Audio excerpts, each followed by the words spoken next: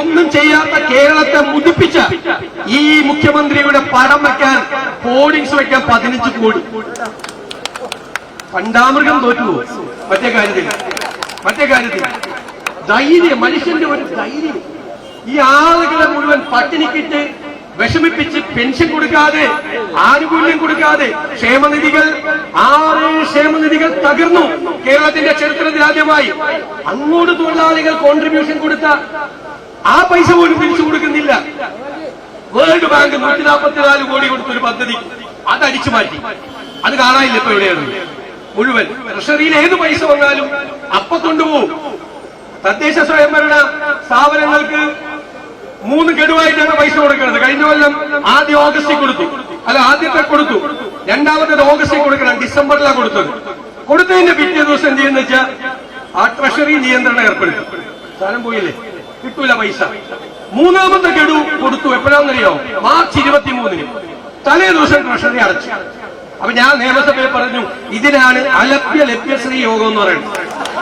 പൈസ ഉണ്ട്, പക്ഷെ ചെലവാക്കാൻ പറ്റില്ല. ചിലരുടെ ജാതകത്തിൽ എഴുതി കാണും തുടക്കത്തിൽ തന്നെ രാജയോഗമാണ്. ഭയങ്കര സന്തോഷവും. രാജയോഗമല്ലേ, ഒരു 4 പേജ് കഴിയുമ്പോൾ എഴുതും അത് അനുഭവിക്കാനുള്ള യോഗമല്ലോ. അതുപോലെ ഒരു പഞ്ചായത്തിന്റെയും മുനിസിപ്പാലിറ്റിയുടെയും കോർപ്പറേഷന്റെ സ്ഥിതി കാശ് അനുവദിച്ചു. പഞ്ചായത്ത് ദിവസം ചാടിയിട്ട് മെമ്പർമാരുടെ പൈസ വന്നു. അപ്പൊ നോക്കിയപ്പോ എന്താ, പൈസ വന്നതിന്റെ തലേ ദിവസം ട്രഷറി അടച്ചു. ഇല്ലേ? ഇതല്ലേ കേരളത്തിൽ നടക്കുന്നത്? ഇതാണ് ഭരണം.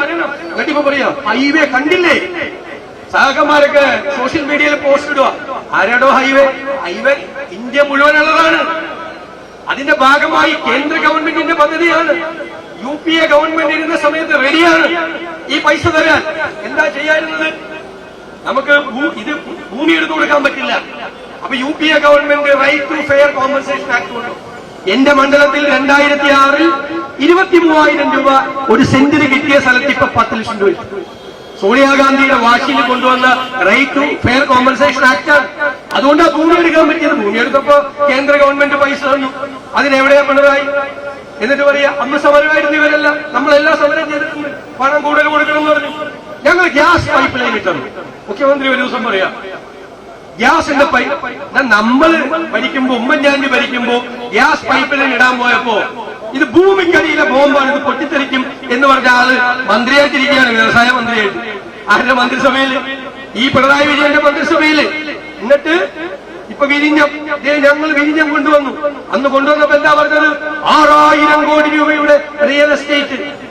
പിന്നെന്താ? കടൽ കൊള്ള, മത്സ്യത്തൊഴിലാളികളുടെ കണ്ണീര് കടലില്. ഉമ്മൻചാണ്ടി കൊണ്ടുവന്നപ്പോ ആ ദേശാഭിമാനിയുടെ കവറാണ് അന്നത്തെ. 2025-ലെ കവർ പേജ് എന്താ? കടലിൽ വിപ്ലവം. മറ്റേ കടൽ കൊള്ള നടന്നത് ഇപ്പൊ കടലിലെ വിപ്ലവം. നാണം വേണ്ടേ? ഞാൻ നേരത്തെ പറഞ്ഞത് വീണ്ടും ആവർത്തിക്കുന്നില്ല. മറ്റേ മൃഗം എനിക്കെതിരായിട്ട് കേസ് കൊടുക്കും. മറ്റേ മൃഗേ ഞാൻ ഇനിയും പറഞ്ഞാൽ അത് എനിക്കെതിരായിട്ട് കേസ് കൊടുക്കും. ഇവരെ പറ്റി കമ്പയർ ചെയ്ത് പറഞ്ഞ. അതുകൊണ്ട് ഞാൻ ഇനി പറയത്തില്ല കമ്പയർ. പിന്നെ പറയെന്താ? രണ്ടാമത് വന്നു, മൂന്നാമതും നല്ല മുദ്രാവാക്യം. ഞാനത് പറഞ്ഞപ്പോ ഓർത്തത് മൂന്നാമതും വരുന്നു. പിണറായി 3. ആളുകൾ തലേ കൈവച്ച് പ്രാർത്ഥിക്കുകയാണ്, ദൈവമേ ഇനി വരാൻ പോകണമെന്ന് വിചാരിച്ചു. അത് നിങ്ങൾ ടെൻഷൻ അടിക്കണ്ട. പണ്ട് ഇതുപോലൊരു മുദ്രാവാക്യം ഞാൻ സ്കൂളിൽ പഠിക്കുമ്പോഴാണ് 77. അന്നത്തെ മുദ്രാവാക്യം എന്തായിരുന്നില്ല? തെരഞ്ഞെടുപ്പിന് മുമ്പ് 57-ൽ EMS, 67-ൽ EMS, 77-ലും EMS. ഭയങ്കര മുദ്രാവാക്യം, ഭയങ്കര പ്രകടനം, ഭയങ്കര ബഹളം. ഇതുപോലെ പിണറായി 3 പറഞ്ഞതുപോലെ 57-ൽ EMS, 67-ൽ EMS, 77-ലും EMS. തെരഞ്ഞെടുപ്പ് റിസൾട്ട് വന്നപ്പോ 140-ൽ 111 സീറ്റ് അന്നത്തെ ഐക്യജനാധിപത്യ റെക്കോർഡാണ്. ഇതുവരെ കിട്ടിയിട്ടില്ല അത്ര. EMS ആലത്തൂരിൽ കഷ്ടിച്ച് ജയിച്ചു. ആരായിട്ടാണ്? VS വിജയരാഘവൻ, ചെറുപ്പക്കാരനാണെന്ന് നമ്മുടെ VS. അപ്പൊ EMSനെ ജയിച്ചു കഴിഞ്ഞപ്പോ ഇടിക്കാൻ ഒരു വലിയ മാല തയ്യാറാക്കി വെച്ചിട്ടുണ്ട്. അത് ജയിച്ചല്ല, മൊത്തത്തിൽ തോറ്റെങ്കിലും ജയിച്ചല്ല EMS, ചെറിയ ഭൂരിപക്ഷത്തിന്. അന്നത്തെ കാലത്ത് ആലത്തൂര് കമ്മ്യൂണിസ്റ്റ് കോട്ടയാണ്. മാല ഇടാൻ വന്നപ്പോ EMS പറഞ്ഞു, ഇത് എന്നെയല്ല നിങ്ങൾ ഇടിയിക്കേണ്ടത്, ആ വിജയരാഘവന് കൊണ്ട് ഇടാൻ പറഞ്ഞു. സത്യത്തിൽ അവനാണ് ജയിച്ചെന്ന്. അതായത് EMS.